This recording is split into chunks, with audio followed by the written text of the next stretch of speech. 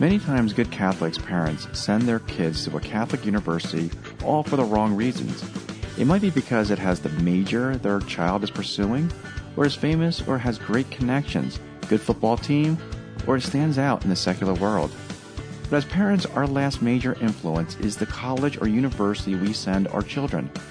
Many of my college friends became atheists because they were educated that way at university I attended. Friends to this day are still influenced by atheism and are lost and left the church, even from good Catholic families. If you are judging what college your son or daughter are going to based on secular standards, then don't be surprised if they become secular and leave the church. Hello everyone, today's episode is about what you should be looking into when choosing a college or university. Don't send them to a Catholic college unless you consider those things we are going to discuss today. Not theoretical, but practical. Real-life Catholic advice from Practical Catholic. Welcome to another episode of Practical Catholic with David Suess.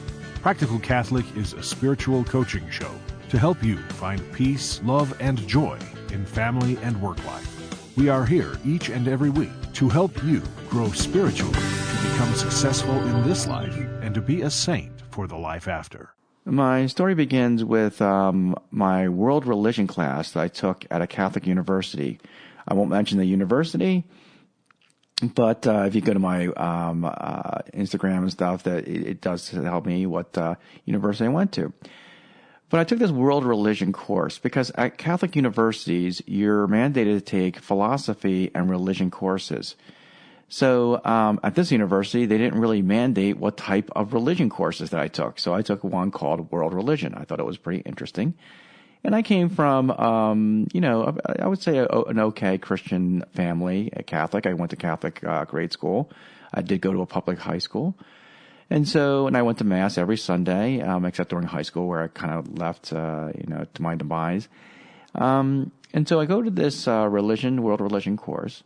And it's a young Catholic priest, and he's a religious Catholic priest, and he stands there and he's saying how the virginal birth of Jesus didn't really mean that Mary was actually a virgin, and he said, that this virginal birth was really about her spiritual purity.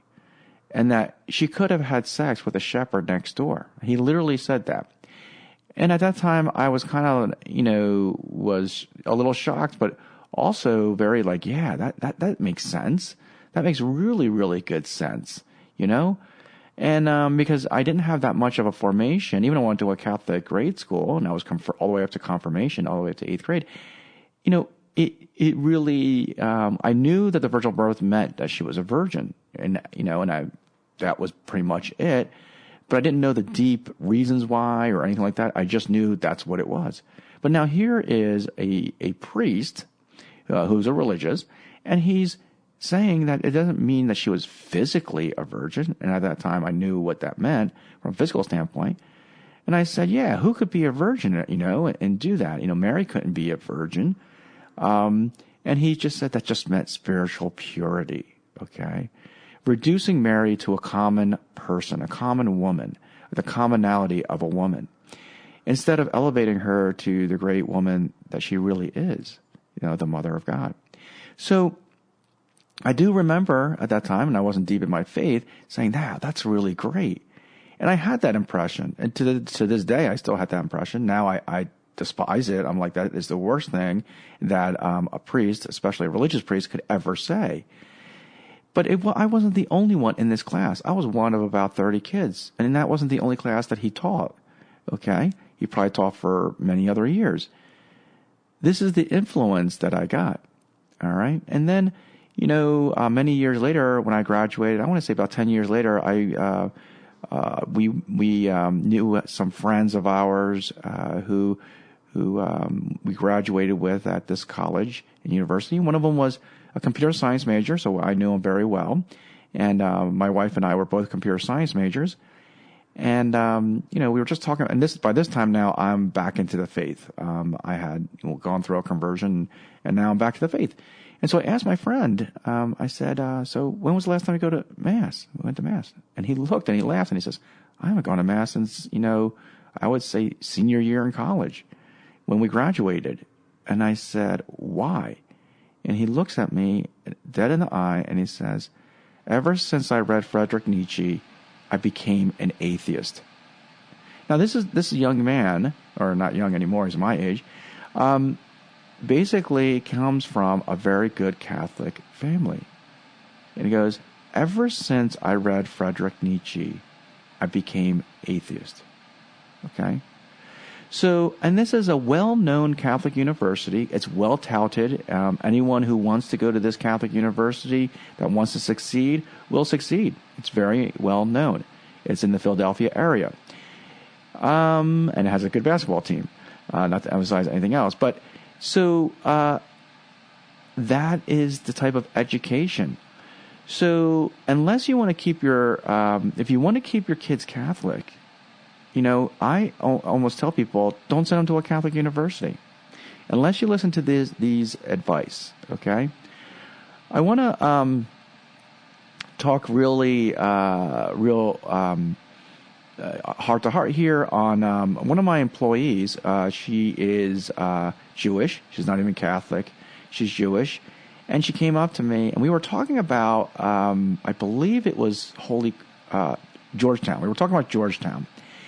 And she was saying how, this is a good school, blah, blah, blah, and all this other stuff. And all of a sudden, she says to me, I said to her, oh, did you know that Georgetown is Catholic? And she looked at me and she goes, no, I didn't know that Georgetown was Catholic. And I said, yeah, Georgetown, Boston College, Holy Cross, they're all Catholic universities. And she said to me, and this is the quote she said, oh, they seem to be mainstream university. That's what she said, mainstream university, which means that she never knew they were Catholic. They didn't have that Catholic identity. They had nothing that said that they were really Catholic. They were mainstream university.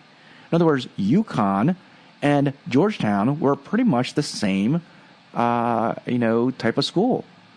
Well known for secular things and minimizing the idea that it is Catholic. UConn is not Catholic. It's a state university. So that is how bad a lot of these Catholic universities has become. In my employee who is Jewish picked it up. It was so apropos. She really, really understood it a lot better than most Catholics, because we get eluded and we think that people, just because the word Catholic is before that university, well, then it must be a good Catholic school. And that is not the case at all. I always tell my friends, I'd rather send my kids to a public university, a state university, than to send them to a Catholic university. And the main reason why is because, how do you tell your son or daughter, okay, that you're entrusting that school to bring up, to say to them, well, that priest is wrong, okay? When you're trying to teach those kids to respect the priest, respect the religious, not to venerate them, but to honor them because they have a deep vocation and understanding of God, right? Now, here's this priest who's teaching, in essence, heresy. So it's better that a secular person teaches something like that, and I can say to my children, well, they're not even Catholic, or they're not even, a priest. So it's important to understand that just because the word Catholic is before it, the word university, doesn't mean that they're really Catholic. In fact, I could even say they're even anti-Catholic. Okay? So let's talk about some of the issues with the schools that are going on. All right? And I'm going to say there are 4 big issues. All right? And then I'm going to talk about some minor issues. Okay? But I'm going to talk about 4 big issues that all Catholic universities have, except for a very few. And we'll talk about those few universities and colleges. So what is the first one? The first biggest issue, and the issue that is probably the most, that sets the tone of all Catholic universities, and I can tell you right now, all traditional old Catholic schools, Villanova, Georgetown, all these schools have this fundamental problem. And that is called academic freedom. Okay?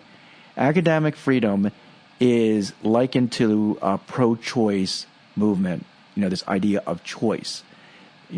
So presidents, and these are presidents, I'm talking about like Catholic priests who promote this idea of academic freedom. What does that mean, academic freedom? It sounds pretty neat, doesn't it? Academic freedom, like we should teach whatever we can. What is the opposite of it? Opposite of academic freedom is formation, forming the total man, okay? This has gone so rampant that Pope John Paul II required presidents to make an allegiance, to profess the allegiance to the Catholic Church and its teachings, okay? Which, believe it or not, some university presidents, and to this day, have not made that allegiance. I was fortunate to be at Franciscan University at Steubenville when the new president was installed, and that's the first thing he did, right in front of the Steubenville bishop, the Bishop of Steubenville. So, academic freedom, what does that mean? It means that presidents of Catholic universities, okay, are allowed to teach and to do whatever they pretty much want to do at that university.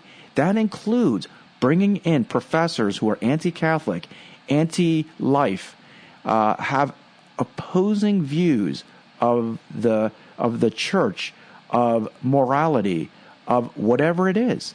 And not just professors bringing them in, meaning hiring them, okay, but also the academic life, okay? So that's the freedom that they want to have, okay?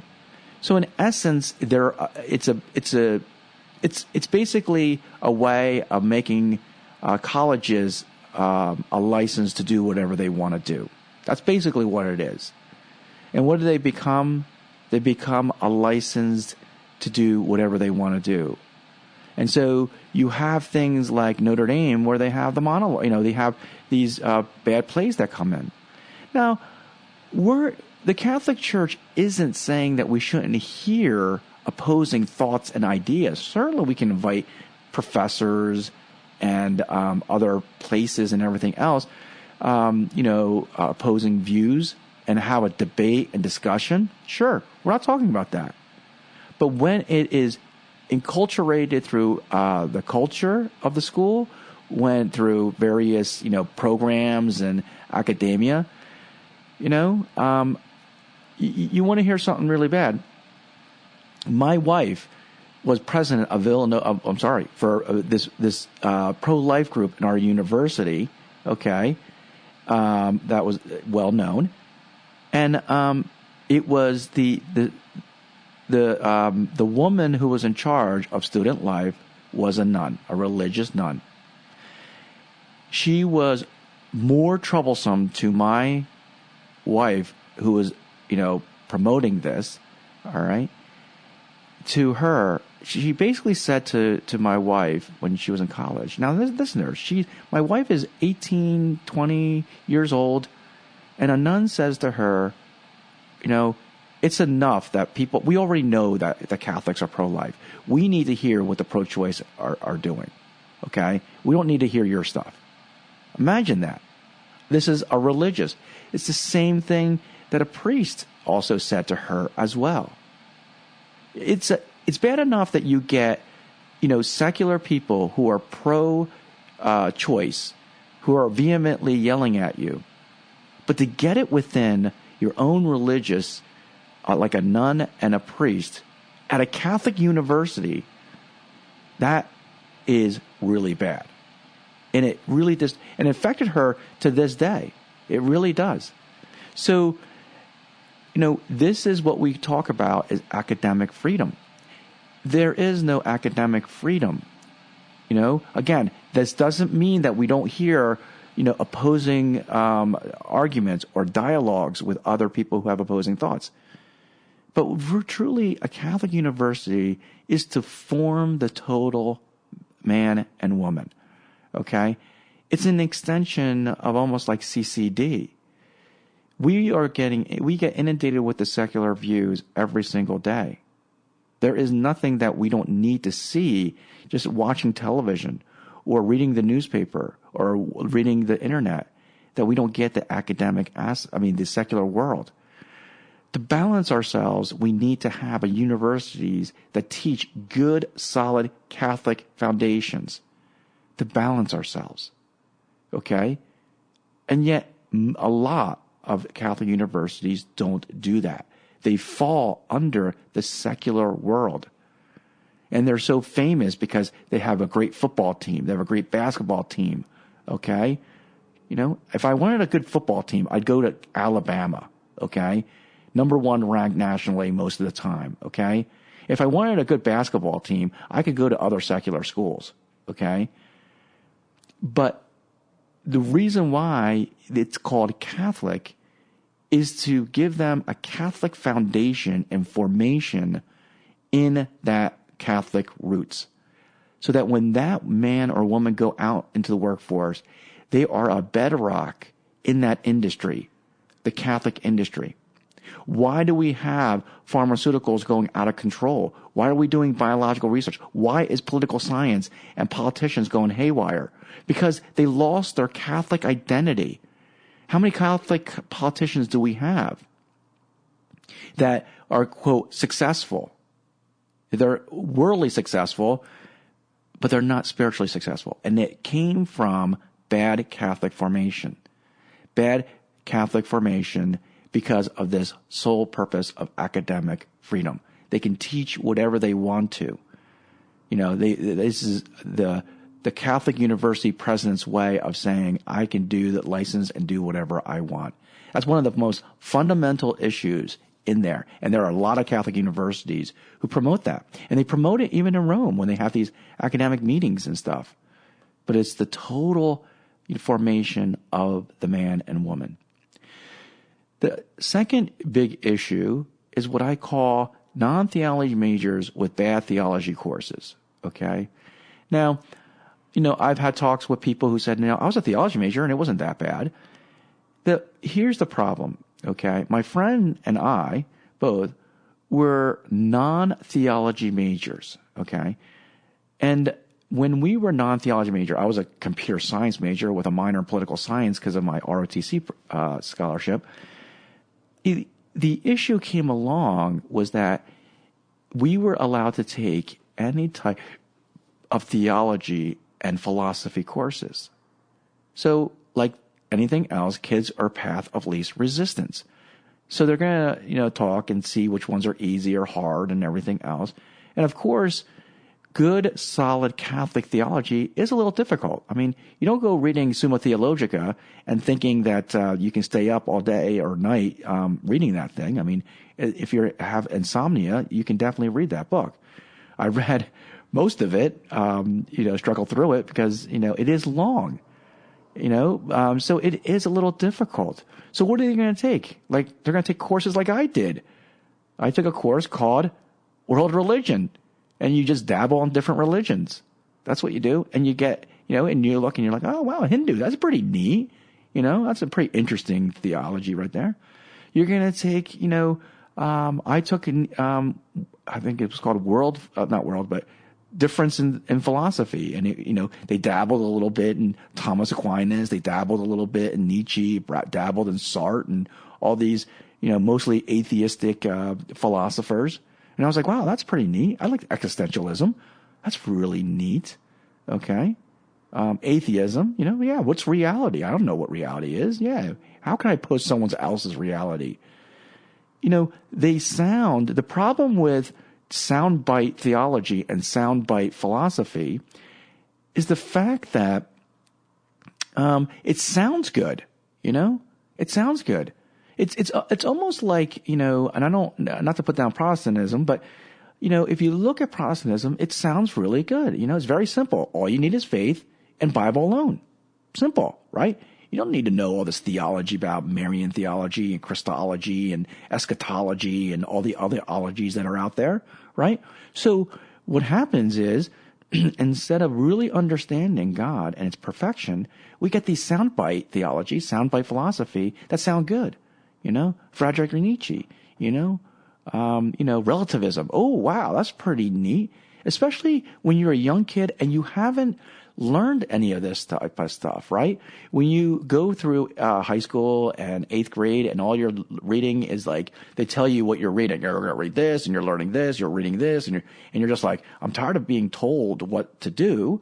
Then you go to college and these professors are like, now your mind is going to be open and you're going to learn so much. And look at this. It's called relativism. See, you can't tell people what they really know. There's no truth in anything.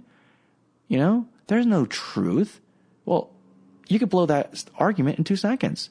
Are you absolutely true?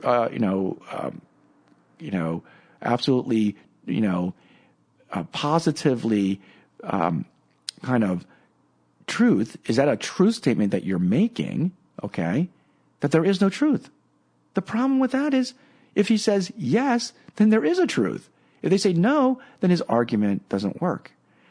Yet, as a Catholic, student going through this university, I don't know those arguments. All I am sucked into are these soundbite philosophies and theologies. And that's what happens to people who are not theology majors, okay? And most universities, they're not theology majors. Theology is probably one of the least, majors that people are. Most of them are engineers. They're, in the sciences. They're in the commerce and finance. They're in the business. They're nursing. They're all these things, but not theology majors. So I would say about 95% of those students are getting those soundbite theology and soundbite philosophy and being completely misled in the most critical part of their lives, which is the intellectual foundation and expansion of their mind. The third biggest issue is college partying and secular atmosphere, okay? I think we have to understand that the culture of these universities are pretty much secular and, worldly, okay? Fraternities, drinking, and as well as the deep influence of politics and liberalism that goes on. The issue that we have to understand is how can a person who's growing up and trying to live a holy or even a non-sinful life going to exist when all their friends are partying and there is a secular atmosphere, okay, and a secular culture. But you see, going back to academic freedom, they just look at it as boys will be boys and girls will be girls, and this is what they're doing, and that's it, okay? And then D, the fourth biggest issue is student Catholic ratio, okay, reduced because of secularization. We have to look at it and say that the student ratio as well as the faculty Catholic ratio is so low because of the secularization of the university.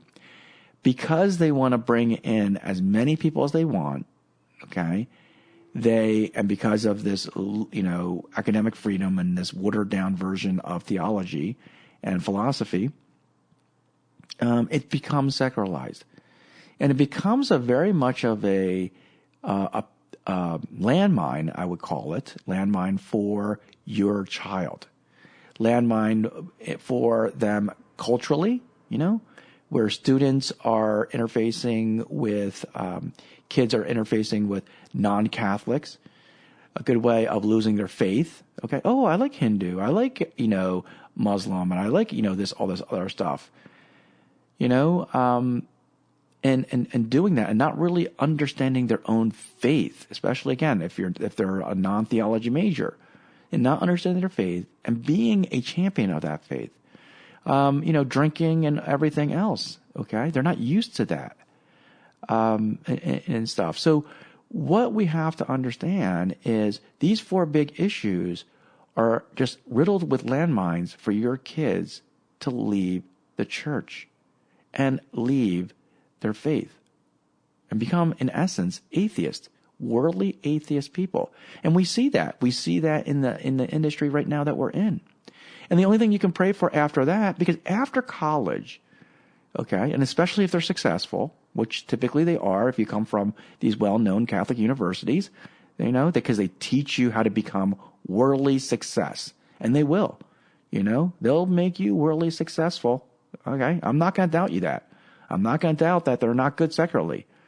But where they're going to fail is once they leave, that's really the last main physical influence you as a parent will ever have.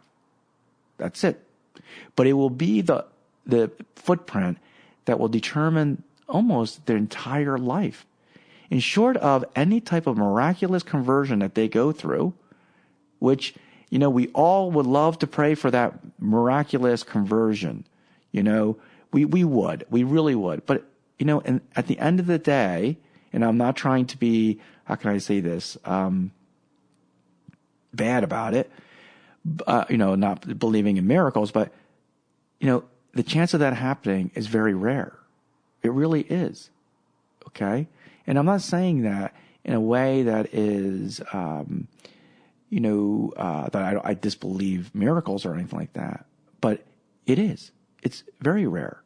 And so the way that we influence, see, miracles are extraordinary. This is what people don't understand. They're extraordinary. But God works through the ordinary. Okay? God does. Why does God, why do we have doctors if we could pray to have miracles? Why do we have parents? If we could pray for good, well-behaved kids.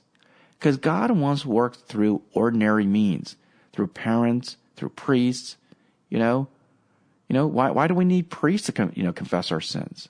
Because it's the ordinary way of confessing our sins and being absolved. God wants to work through the ordinary, not always through the extraordinary. And so the ordinary way of helping our kids grow in a Catholic environment is the decisions we make, as parents. So here's a couple other things that, you have to, that you see in these Catholic universities, so-called Catholic universities. As I mentioned, partying school with fraternities, fake people. There's a lot of fake people because they want to be so secular that they're not really true to themselves. Okay? Here's one. You have to look at it and say, marriage. The people that they're probably going to marry sooner or later are from college. Now, do you want them to marry someone who's not Catholic? Or they are Catholic, but they're only by name? So there is this, idea that, you are influencing who they possibly could marry. Okay? Now, I can tell you that, the influence of parents in other cultures, whether it be, especially Asian cultures. If you look at 90% of Asian cultures, Korean, Japanese, Chinese, Indian, okay? If you collect just those Asians, all right, that's really like half the population. You'll see how influential parents are. I'll give you an example. I have a lot of, I live around a lot of private schools, high schools, as well as grade schools. And they're now being populated by a lot of Asians from Japan, China, Korea especially. These Asians, okay, are spending, $50,000 to $60,000 a year, right? It's about $50,000 for the school, and it's about another $10,000 for room and board and their travel back and forth from wherever country they're coming from. $60,000. And that might be grade school. That might be high school. This isn't college. This is high school and grade school that they're spending their money on. Can you imagine that? Okay? And can you imagine sending your kid to a foreign country? Send your kids to China And they have to know Chinese, have to know this whole new culture. They're by themselves for majority of the year. That's the power of the parents. Why? Because they value the education, the American education, because they know that if they have an American education, they're going to succeed anywhere they go. Now, if that is so for the Asians in the secular world, what about parents in the Catholic world? What if we did that, right? Sacrificing everything, some Korean families, they literally sacrifice. Now, might be good or bad. I mean, it's bad in my opinion. But they literally will, let's say, if they have like 2 children, and one's a girl and one's a boy, they will actually take the boy and spend literally millions of, hundreds of thousands of dollars to send them to a college in America so that they can succeed to become a doctor or a lawyer or whatever it is, so that they look at it as that's who's going to support their parents for the rest of their lives. Now, that's how much of an influence the parents have. And the children have no say. You look at arranged marriages, okay, in India and even in other Asian countries where, and the influence they have. I have an employee that he did, like someone from his college, and they basically broke up because the girl that he liked was, had an arranged marriage. She had to get married. And it upset him. But then, now he is being arranged as well. Arranged marriages, okay? So the point I'm getting is the influence of the parents is so important. So let's look at college universities and how, Catholic universities and how impacting they are. And why do parents not make the right decisions? And I know, a lot of times it's because, they really don't think that parents can make the choice for them. It's the kid's choice. All right. That's what it is. And I'll talk about that in a second, but let's break down these parents, why they're not making these decisions to send them to a good school. The first is the parents themselves is the problem, right? The parents living a vicarious life through their children. And I admit it, I've done it, where sometimes we, when we grew up a certain way. Maybe we were a good athlete. We played football, or maybe we were in the military like me, or maybe, you were a great dancer or whatever. And all of a sudden you see that quality in that child, okay, that reminds you of that athlete or that military person or that whatever it is. And now you look at it and you say, wow, okay, I want that child to live that life vicariously, like my life through them. And they're going to be a better football player than I was, or a better soccer player than I was, because I know I made all those mistakes, and I know that this person is going to do better. And it's kind of like, wow, right? So then you start saying, well, yeah, that's okay if they went to, let's say, Notre Dame, okay, because that's a good football team, and he can make it to the football team. But what are you doing? What are you doing to them if they're going to a school that doesn't promote the ideals of the Catholic culture or have that Catholic culture in that school? That's what's happened. I mean, that happens, sometimes to me. I look at it, and one of my child is interested in the military, and I'm like, wow, and maybe he can go to the Naval Academy. Maybe, he could be a better Marine than I was, right? And then you got to calm that down and say, no. It's not about being a better military person or a better sports athlete. It's about, a good Catholic identity, a good Catholic school. My 2 sons are on the tennis team at Franciscan University of Steubenville, and some of those kids are outstanding tennis players. I think they could have been in at least Division II school tennis teams. But there's really not a lot of Division II tennis teams. In fact, I can only think of one that are pretty good Catholic schools. So outside of that, so you're very limited.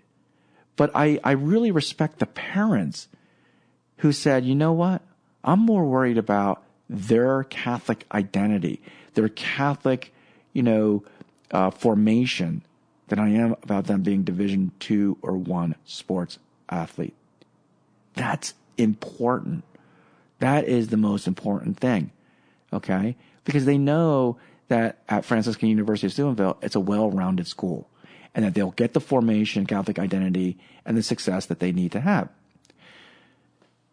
The second is that affects parents directly is being guilted, not sending their kids to the best school. Let's say you have a kid who's very smart, or they're just, or they're a great athlete, or they have great potential, as the world says, right? So what happens is a lot of parents will say, "Oh, David, you have such a smart child. Is he applying for Harvard or Yale or Cornell or Princeton?" Well, no, he's applying to Franciscan University of Steubenville. Really? What school is that? It's basically a Catholic university. Oh, never heard of it. Yeah, that's the guilt treatment. Fortunately, we homeschool. Okay, so we don't have to hear academic guidance counselors saying, "Well, why is it that your child who got an SAT score of a 1400, all right, and has a GPA of a 3.9, all in advanced courses and took all these AP courses, well, why isn't he applying to Harvard or Yale or some Ivy League school?" I can only imagine how that pressure works. At least with homeschooling, we don't have to worry about that because we don't, it's on. What we do have to worry about, we have secular friends as well as we have our family, our immediate family. They're always asking what school are they going to, as if, my kid goes to Harvard or my kid goes to Yale is going to have some kind of great thing. So we get almost guilted in. And now that my second son went to Franciscan University of Steubenville, my parents and my whole family is like, "Oh, what's up with this school? What is it that you're sending these kids to?" So, and then in about a year from now, or a year and a half from now, my daughter will be going to Franciscan University, God willing, and that's where I'll go. So, the point we have to look at is that as parents, we either try to live vicariously and we get caught up in that moment to send them and make a bad decision to say, let's send them to that Catholic school. At least it's Catholic. No, it is not. Okay. And then it's they should call it anti-Catholic university. And then we also feel like we're guilted into that school, right? As if like we have to go in there, because our kids are so smart or athletic or whatever.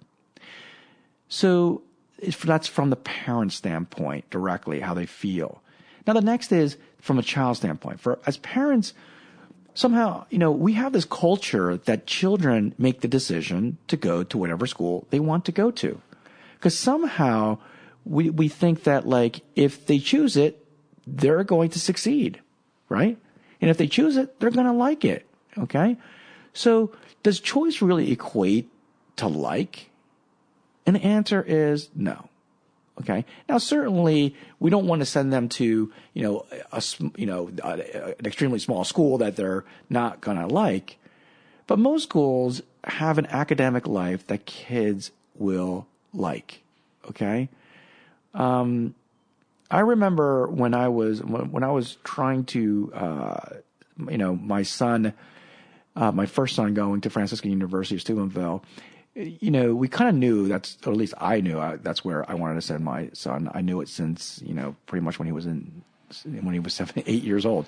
It's a long story, but he looked at other schools, and I sat down with him, and he had this idea that he was not going to like Franciscan University. He just said, "Dad, I don't like it. I don't want it. I don't want to go there."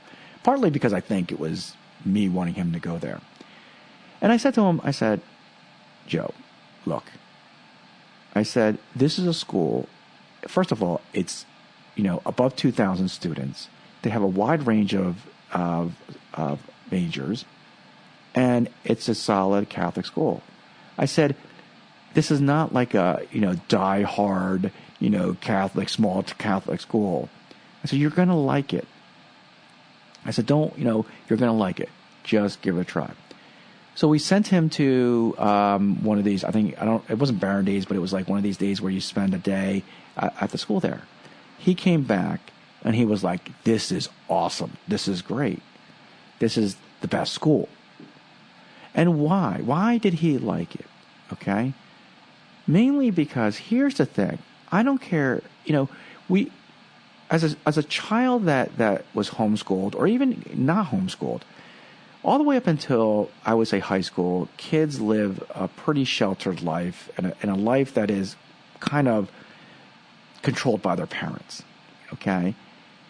But when they go to college, they're going to meet new friends, they're going to have new ideas, they're going to have new of everything. And it's an eye-opener. And I don't care if they go to Notre Dame or whatever school it is, or Franciscan University in Steubenville, they're going to like the kids that are there. They're going to do it. So it's the like doesn't come because of the major or whatever they want, okay? It is something that the like comes because it's a whole new environment that they're going to be like. And he loves it. He loves Franciscan University of Steubenville. And he's thriving and succeeding very well. And so is my other son at Franciscan University of Steubenville, who's studying computer science. So, in fact, we have our whole family that they're all excited. We're creating like that Notre Dame environment, which is like, we're going to all go to the same school together, which is great. We also equate choice to motivate. We think that choice is some kind of this motivational theme, and that is not the case at all. Okay, just because you choose a major or you choose a pathway, I don't know how many at my university changed their major, or didn't like their major, or they weren't motivated, they dropped out, they left. Okay, so it doesn't mean that they're motivated just because of choice. Okay, because a lot of times kids really do not know what they're choosing. Okay, my mother chose computer science. All right, I didn't choose computer science. My mom did, and I took it. Didn't like it. I mean, it was hard. It was grueling. There was a lot of math. There was a lot of things that I didn't like. If I had to redo it again, I'd probably be political science or philosophy. Okay, not making a lot of money, but or become a politician or something like that. But the thing about it is that my mother chose it, and I did it, and it was great. It was fine. Okay, I make a lot of money. I became an entrepreneur. It's a great industry to be in. It's you'll never lose They say accountants, doctors, lawyers, and computer scientists. You're never going to lose a job. So it's so you don't have to do that.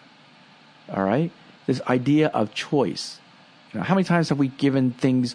How many times have we told our kids, "You make a choice," and they're like,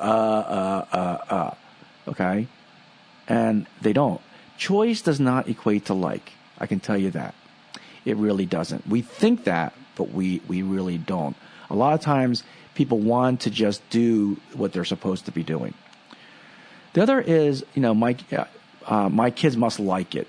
Okay, and we talked about this a little bit, right? We have this whole idea that we take these kids to different schools so that they can like it. I like this, I like that. You know what? I can tell you right now, those kids would adjust and like the school that you send them just because it's a new environment, new kids, this open idea, okay? This idea that, I like this one because, the housing is better, this is better, that's not the case at all. They're going to like it. They're going to like the environment. Because at the end of the day, there's a saying, you don't know what you don't know. Okay? You don't know what you don't know. And, there might be some wonderful places in Iran, but I don't know. I don't know anything about it. Okay? So, but do I need to sample all the countries of the world decide, I really like America. America is really great. Okay? No, I like America because I have the people that are around me. All right? My wife, we decided to live in New Milford. We didn't know anyone in New Milford except for one relative. That's it. And he's in the older age. So we made our own friends. We made our own people. Okay? We made our own climate. And now we like it a lot. We can like wherever we're put in. Kids must not like it, That's the point. And how many times have kids been fickle about it? Oh, I don't like this school. But you know what? Teaching them that they can like wherever they're put is more important. So this idea that they must like it, no, that's not going to be the thing that's important. Okay. And lastly, here that I want to talk about is it's, you got to remember this. It's your money. Okay?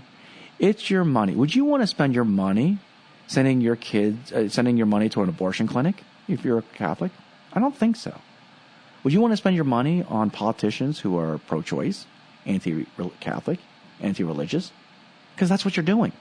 You are spending your money on anti-Catholic society. And I will say this, majority of Catholic universities are anti-Catholic, pro-choice, and promote this. Okay? So would you want to spend your money on doing that? And hopefully as a Catholic you would say, no, I wouldn't. Okay?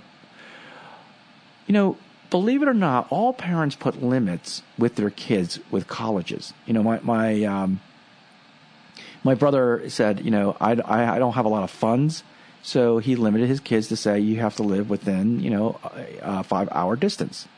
Okay, so there's a distance and a cost that's associated with it. Okay, some parents put prestige. You can only go to Harvard. You can only go to Ivy League school. Okay. Some people put a limit on sports. Oh, go to this school because I have good sports. This. Oh, they got this sport. Right? How many think of Harvard, Yale, MIT, Stanford so that they can succeed? They're already putting limits on there. How many families seek Alabama, Notre Dame, or University of Florida because they have a good sports or football team? Right? So parents are already putting limits and focusing them in there. We as Catholic parents need to focus them on a truly Catholic university, a truly Catholic school. Okay? So one of the things I'd like to talk about right now is called the Newman Guide. All right? The Newman Guide is, I first ran into the Newman Guide in the early 2000s, and it was first a publication. Now they're on the web and everything, so it's pretty much very easy to go to look it up if you're very interested. But this guide is really, really important and imperative, okay? Because it breaks down the Catholicity of the school, and they review all Catholic universities, and they narrow it down to schools that truly are Catholic. And they do it, and then they allow you to sort these selected schools that are truly Catholic and have a good Catholic identities by some really great attributes. Okay, so if you go to, it's called the newmansociety.org. That's the website. Newman, newmansociety.org. Okay. Now, if you go to that website, there's a thing that's called the Newman Guide, and you go to recommended colleges. Okay, and in there are all the recommended colleges. And it's sad to say that after all this, the studies that they do, there's only a very handful of schools that are available. Literally 1, 2, 3, 4, 5, 6, 7, 8, 9, 10, 11, 12, 13, 14, 15 U.S. residential colleges, and then 1, 2, 3, 4, 5, 6, 7, 8, 9, 10, 11. 11 non-residential, international, or online institutions. Holy Apostles is one of those online institutions which we sponsor. I'll talk about Holy Apostles a little bit later, but let me talk about the Cardinal Newman Society and this breakout. They do an in-depth. It's a culmination of student body, the culture, everything that goes on, and you'll see that it's not that many. I think I said there was only like 14 of them. And when you look at it, the first thing you can look at is the number of traditional undergraduates, and you can sort by that. Okay, so you can know that first of all, these colleges are solid Catholic foundational universities. Okay, so they vet them out, and I'm a firm believer in the Cardinal Newman Society, and they're vetting out of the Catholic Foundation. But even within that, okay, you can break it down into, which is a little bit more Catholic foundational, maybe more like how many students go there, more, like a real universities. And so, for example, you can break it down to, let's say the attribute is the number of traditional undergraduates. So out of the, what is it? I said 14. I would say about 5 of them are under 500 student bodies, right? But I know that they would give you solid liberal arts education. Then, actually 6, I apologize. They're about 500 and below. Then you got ones that are above 1,000. Above 1,000 is 1, 2, 3, 4, 5, 6. So there's 6 of them that are above 1,000 but below 2,000.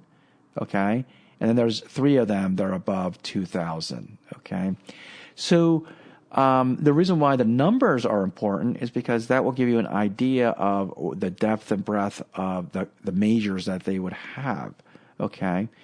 So Franciscan University of Steubenville has the second highest traditional student body, which is 2,158, with Catholic University of America at 3,332. Okay, so very, very good to see what type of major they were. But let's look at other things, okay? Because you might be worried about other things.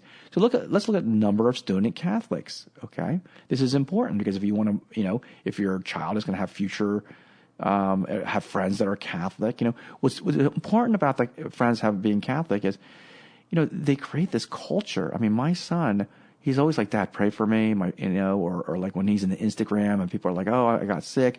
Everyone's like, hey, I'll pray for you. I mean, that is a great culture.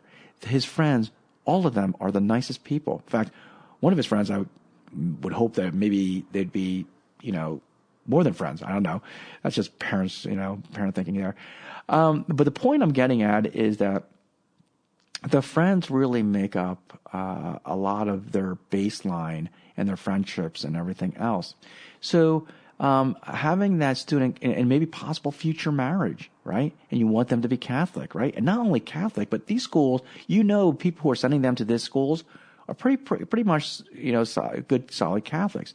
So one of the things that they have an attribute is how many percent of the students are Catholic?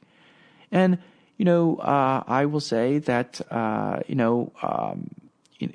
lot of them are 100%. 2 of them are 100%. I would say 1, 2, 3, 4, 5, 6. 6 of them are above 90%. And then 1, 2, 3, 4. 4 of them are above 80%. 5 of them are above 80%. And the rest of them are below. Okay. So it gives you an idea of how many Catholic students there are. Now, there's also percent of Catholic faculty. This is pretty important, right? Franciscan University, 94%. Okay. Let's see the other ones. So there, it drops down, but, Thomas College, 98. So, it's important to understand that because those faculty are the ones who are teaching your children. Catholic University of America, 59.3%. So about 40% of their faculty are not Catholic. All right. So there's other things, number of majors, which is good to have, right? So most of them, so Catholic University has the largest number, which is 77. Okay, Walsh University, 60. Benedictine 49, Franciscan University 40. So you might have ones, it's kind of like you might have ones that are really, really Catholic, but they're going to have a low student body, and not a lot of majors. They're pretty much liberal arts.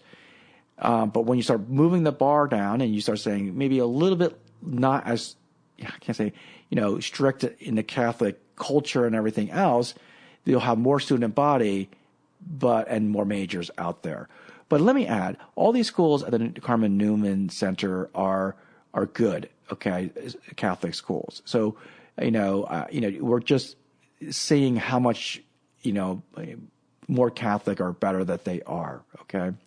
So, I do want to talk a little bit. So go to the Newman Guide, and it's, again, found in the newmansociety.org. I do want to plug in a little bit about Holy Apostles, and mainly because, because I really like the school a lot. My daughter is actually taking a course at Holy Apostles. It's a online institution, and it is basically majority of it is really a seminary, which it's a very well an extremely Orthodox seminary, as well as a college for good solid liberal arts academics. And so I've heard of Holy Apostles way before even Franciscan University of Steubenville. I learned about it back in the early 2000s mainly because it was a seminary, and I knew that there were some older people going through that seminary, and I knew it was solid and Orthodox. That was the one thing that I really, really enjoyed about knowing about that.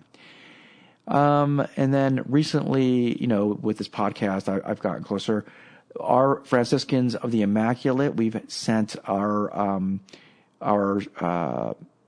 seminarians, our religious seminarians, to Holy Apostles. So that right there is a great stamp of approval, because we're a very Orthodox religious order, and we wouldn't be sending them to a school like that. I think the only downfall is that, and it's not a downfall, but is that they're so limited because they don't have the capacity to have more students. If they could have more students, that would be, for me, that would be like the Princeton of Catholic Orthodoxy. They would be the Princeton of it. So they need to grow it out more, because they are really, really needed here in America, especially in the Northeast. Because a lot of these schools are far away. And doing that. So if they could enlarge their campus, they could be a powerhouse of a school. But suffice it to say, though, they are a seminary, and their seminary formation is top-notch in Orthodoxy, and it is very, very good school. I would definitely look at them for an online institution aspect, because of what they teach, how they teach, and the good professors and that they have there. So definitely look at Holy Apostles, especially if you want to get a degree or a second degree or somewhere out there, in there. And if you're called to be a priest, you might want to look at the seminary there as well. Okay? They do have a program where you can actually go through the seminary without even being incardinated. I mean, eventually to go to the next step, you would need to get incardinated. But they do have a basic formation on that. So with that said, this guide has been, no pun intended, a guide for us in choosing a truly Catholic university. So in conclusion, you as a parent, or even if you're a student, or if you're a college-bound student, you have a choice right now to go to a truly authentic university. And the Newman Guide there is to help you out. Do it.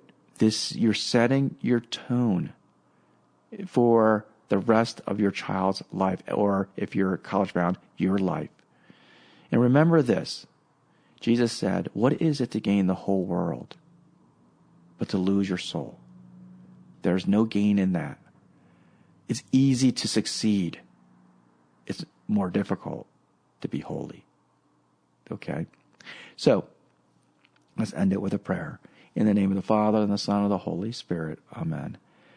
Dear Lord, help us to choose wisely. Help us to focus on becoming holy. Help us to realize that in this world we must become holy and seek the true knowledge of you, the true man or woman that we're called to be in the formation of a truly Catholic university and environment. We pray, Our Father, who art in heaven, hallowed be thy name. Thy kingdom come, thy will be done, on earth as it is in heaven. Give us this day our daily bread, and forgive us our trespasses, as we forgive those who trespass against us. And lead us not into temptation, but deliver us from evil. Amen. Thanks for listening to me, David Suess, at Practical Catholic. Here's a reflection for you. Take a moment and reflect. When I was in college, did I have good influences or bad influences? And what were they? Feel free to share your reflection or leave a comment on the podcast, Instagram, and Facebook at Practical Catholic, or visit my webpage at practicalcatholic1, that is the number 1.com. You're listening to WCAT Radio, the on-air wing of En Route Books and Media, bringing you the dulcet sounds of Catholic wisdom.